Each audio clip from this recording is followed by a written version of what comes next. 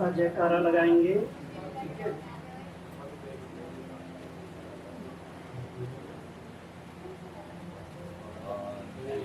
जय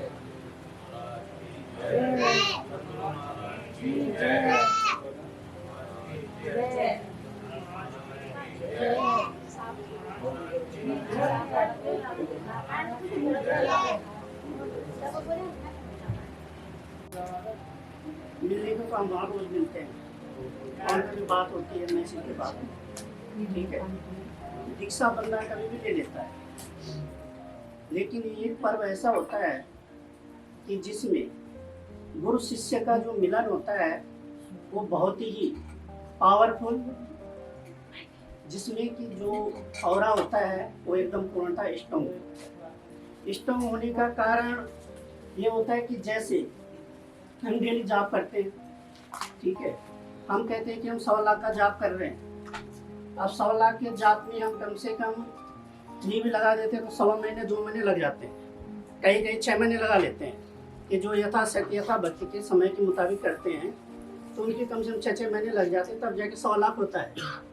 लेकिन इस दिन का इतना पर्व है, अगर आपने 10 माला कर दिया तो आपका 100 लाख पूरा हो गया। ठीक है।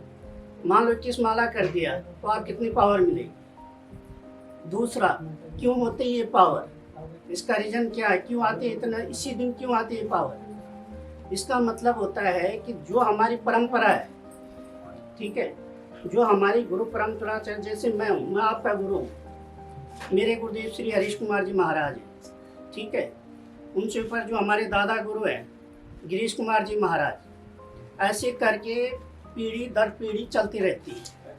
तो कम से कम 11 से 21 पीढ़ियाँ इस दिन जितने गुरु होते हैं वो हमारे समक्ष खड़े रहते हैं। दूसरा, हमारी जो शक्तियाँ हैं, जैसे मैं माँ काली साधक हूँ, ठीक है, काल भैरव साधक हूँ, हनुमान जी का साधक हूँ, साथ में पीर पैगंबरों का उस्ताद हूँ।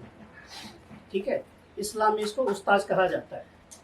तो मेरे साथ जितनी भी शक्तियाँ हैं ये सारी शक्तियाँ एक्टिव रहती हैं। जैसे अभी आप लोगों ने आशीर्वाद लिया तो ये कार्य आपने आशीर्वाद नहीं लिया, कोई ना कोई चीज आपके साथ कनेक्टिविट हो गई। अब उसको हम समझेंगे कैसे कि हमें मिला क्या है। ठीक है। अब कुछ लोग सोचते हैं कि जब चीज मेरे सामने आएगी मैं तभी प्रत्यक्ष मानूंगा कि हाँ मेरे साथ। ठीक है। आज से और 11 से 21 दिन के अंदर आप लोगों को खुद ही पता चल जाए कि आपके साथ में कौन चल रहा है। ठीक है। दूसरा, जो आपका इष्ट है वो पूर्णता से सम्मुख हो जाता है। क्या होता है कि इस दिन जो आपके बंधन जो कहते हैं मेरी साधना सफल नहीं हुई, मेरे जाप में मन नहीं लग रहा है, मेरा ऑरा नहीं बन रहा है, मेरे जाप में मन भटक रहा है, तो आज के दिन इस ऊर्जा से वो क्या है बिल्कुल अस्थायी हो जाता है। अब कई साधक कहते हैं कि मेरे अंदर तो स्थिरता ही नहीं है। अब स्थिरता कैसे आएगी, इंसान तो इंसान है, हमें घर भी देखना है, बाल बच्चे भी देखने हैं, अपनी ड्यूटी भी देखना है, परिवार संभालना है। लेकिन होता है क्या कि अगर हम 10 मिनट भी बैठते हैं किसी ध्यान में, 10 मिनट में आपका अगर 5 सेकंड भी अपने इष्ट में ध्यान चला गया तो आप इष्ट की ऊर्जा आपके पढ़ने लग जाती है। उसी 5 सेकंड में लोग कहते हैं ना कि शक्ति तो आती ही नहीं, तुमने शक्ति को देखा ही कहाँ है। कहते हैं किस रूप में आएगी, कहाँ से आएगी, कैसे आएगी, आएगी कहीं से नहीं। ईश्वर कहाँ वास करता है, आपके हृदय में वास है ना। तो ब्रह्मांड कहाँ है, ब्रह्मांड आपके हृदय में है। तो जब ब्रह्मांड आपके हृदय में है तो जिन शक्तियों को आप उपासना करते हो, साधनाएं करते हो, शक्तियां कहाँ मिलेगी आपके ब्रह्मांड में। ठीक है। अब उसको हम कैसे समझे, उसको हम कैसे समझे। क्या होता है कि हम कुछ साधनाएं लिखते हैं, साधनाएं देते हैं, करवाते हैं, ये हमें एक इंसान के लिए प्रैक्टिकल तौर पर उसके माइंड को कंट्रोल करने के लिए हमें बताना पड़ता है। ये शक्ति का लोक ये है, इस शक्ति का मंत्र ये है, इसका विधान ये है। मान लो आप अगर दाल चावल नहीं खाओगे या एक टाइम भोजन नहीं करोगे तो थोड़ी देर में लटकाने लग जाओगे, समझ रहे हो। तो इसी तरह से हर चीज को एक प्रैक्टिकल देना बहुत जरूरी होता है। मैं तब तक नहीं मानता हूँ कि आपके पास शक्ति आ गई है जब तक शक्ति आपसे बात न करे। अनुभव पे मैं कभी भरोसा नहीं करता। मेरे साथ जुड़ने का अर्थ है कि आपको मेहनत करनी है, ठीक है। अब मेहनत क्या करनी, कई बच्चे कहते हैं कि हमें समय नहीं मिलता, विशेषकर उन बच्चों के लिए जिनके पास समय नहीं है। तो उनको क्या करना, मेरी एक बात आज गांठ बांध लो, अगर कुछ बनना है करके दिखाना है, क्योंकि जो मेरा शिष्य होगा वो कभी खाली नहीं रहेगा, ये मेरी गारंटी है। शिष्य अपने हिसाब से अगर कर्म नहीं करेगा तो 100% खाली रहेगा, ठीक है। अगर मेरे साथ जुड़ गए हो तो जिस दिन सर पे हाथ आता है उसी दिन आपकी कनेक्टिविटी बदल जाती है, समझ रहे हो। तीसरा, जब आपको लगता है कि मैं खाली हो रहा हूँ या मुझे कुछ नहीं मिल रहा है, तो आपको कुछ नहीं करना है, आपके बीते हुए दिनों को याद करो, समझे। जब आप बीते हुए दिनों को याद करो, बीते हुए दिनों में मेरे पास क्या था, परेशानी, धन नहीं था, परिवार में कलेश था, ठीक है, नौकरी नहीं थी, रोजगार नहीं चल रहा था। मान लो आपका रोजगार ठप पड़ा है, पैसा कैसे आता है, टपक के नहीं आता कहीं ऊपर से। जो आपके पास 1 रुपया होता है उसी में बरकत होती है। अब वो बरकत कैसे होगी कि रुपया आपके हाथ में, ठीक है, आप कर्म कर रहे हैं, लेकिन क्या होता है कि वो रुपया भी कभी कभी आपके हाथ में नहीं रुकता। तो जब आप दीक्षित हो जाते हो, कहते हैं ना कि बिना घोड़े की लगाम, ठीक है, अगर घोड़े पे लगाम है वो खींच जाती है, और लगाम छोड़ देंगे तो घोड़ा हाथ नहीं लगता, समझ रहे हो। तो क्या होता है कि आप लोगों की लगाम मेरे हाथ में है, आपका कष्ट मेरा कष्ट है, समझ रहे हो। आप लोग क्या सोचते हैं कि गुरुजी को कुछ पता नहीं चलता मैं क्या कर रहा हूँ क्या नहीं कर रहा हूँ। पल पल की खबर होती है, कितनी बार हाथ धो रहे हो, कितने निवाले मुंह में डाल रहे हो, कहाँ पे खड़े हो, कहाँ पे क्या कर रहे हो। गुरु की दृष्टि हर जगह पड़ी रहती है, समझे।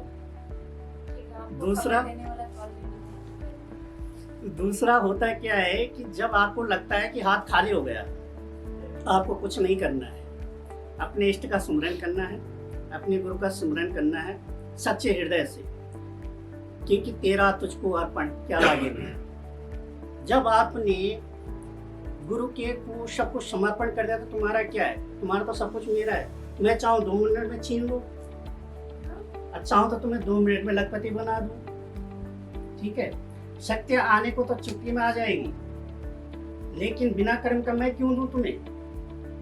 मैंने भी तो कर्म करे हैं ना, कष्ट झेले हैं, शमशान से उठ के आए हम लोग, समझ रहे हो, मौत के मुंह से। तो मैं इतनी आसानी से तो दूंगा नहीं, इसके लिए तुम्हें कर्म करने पड़ेंगे। आप कर्म कैसे करोगे, तुम्हें ये नहीं करवाए कि तुम कोई बोझा उठाओ, ठीक है। मैं तुम्हें ये नहीं कहता कि तुम नौकरी चाकरी छोड़ दो, मैं तुम्हें ये नहीं कहता तुम खाना छोड़ दो। मैं केवल आपसे प्रतिदिन आधा घंटा मांगता हूं, ठीक है। उस आधे घंटे में अगर आपने कंटिन्यू आधा घंटा देना शुरू कर दिया, आपकी पूरी लाइफ चेंज हो जाएगी। क्योंकि इसमें अभी जितने भी मेरे साधक हैं, ये 7-6 महीने वाले साधक हैं, किसी को भी साल भर नहीं हुआ, ठीक है। पुराने साधक ऑटोमेटिक सेट हैं, वो पहले ही आके अपनी सेवा देके चले जाते हैं, ठीक है। शायद आप में से कई हैं जो अगले साल नहीं पहुंच पाएंगे, वो एक दिन पहले ही आ जाएंगे, क्योंकि मैं आपको उस मुकाम पर लेके रहूंगा, लेकिन उसके लिए आपको तैयार होना है, समझ रहे हो। दूसरा, जब हम ध्यान लगाते हैं, माला जाप करते हैं, तो हमारा क्या होता है कि कई बार विचार उत्पन्न हो जाते हैं, ठीक है। विचार उत्पन्न होते हैं तो हमें लगता है हमारा तो ध्यान ही नहीं लग रहा है, ठीक है। हम एक माला किसके नाम की जप रहे हैं। तो 3 चीजें हमेशा आपको ध्यान रखनी है। अगर माला से जाप कर रहे हो तो न माला पे ध्यान देना है, न विचारों पे ध्यान देना है, अपना लक्ष्य साधना है। जब लक्ष्य साध लोगे तो चाहे आपके जगह कुछ भी हो रहा है, कुछ विचार आ रहे हैं, तो उसकी तरफ ध्यान नहीं देना, ओनली मंत्र की तरफ। क्योंकि बेसिक में क्या है कि मंत्र पावरफुल होता है, मंत्र की ऊर्जा आपकी ऊर्जा को जगाता है। जब मंत्र की ऊर्जा आपकी ऊर्जा को जगाएगा, ठीक है, तभी तो आप दूसरे कनेक्शन को पकड़ पाओगे। मान लो आप डायरेक्ट ट्रांसफार्मर पे हाथ लगा दो तो 2 मिनट में छुट्टी, ठीक है। मीटर है, उसके बाद वहाँ से कनेक्शन आता है, पलक पे बटन लगता है, तब खोलोगे छोड़ोगे, ठीक है। अब उसमें भी क्या होता है कि कई बार 100 वाट या 1000 वाट का लगे रहेगा, ठीक है, एकदम जलेगा तो आंखों में रोशनी आ जाएगी, तो उससे भी अंधा होने का 100% चांस है।